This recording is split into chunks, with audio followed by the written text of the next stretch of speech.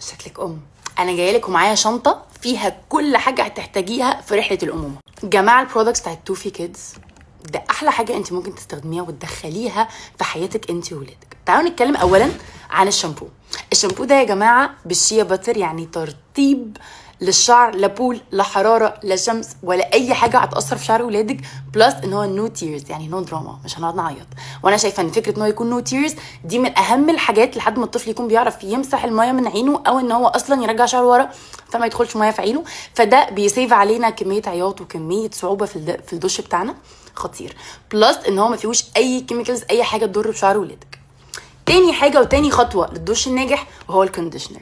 تراست مي، لو شعر ولادك فيه ايه هيتسرح بمنتهى السلاسه والبساطه، هيرطب الشعر، يخلي الشعرايه نفسها طريه، حتى حراره الشمس مش هتاثر، مش هتخليها تتكسر او اي حاجه.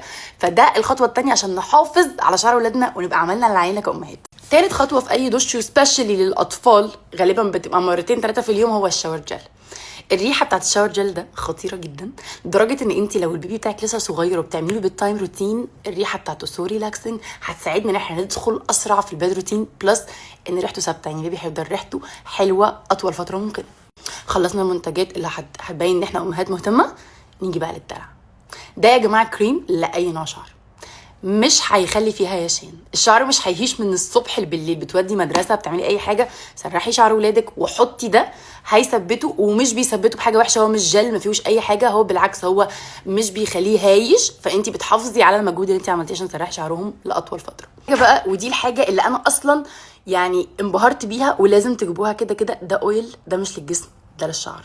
ريحته خطيره، ثبات للريحه في الشعر من الصبح بالليل. انا جربته على نفسي اولا عشان انا اللي شعري بيمر بستراجلز كتير تحت الطرحه وبنخرج وبنعرق وكل حاجه، الريحه بتفضل ثابته، ريحه فريش للشعر طول الوقت.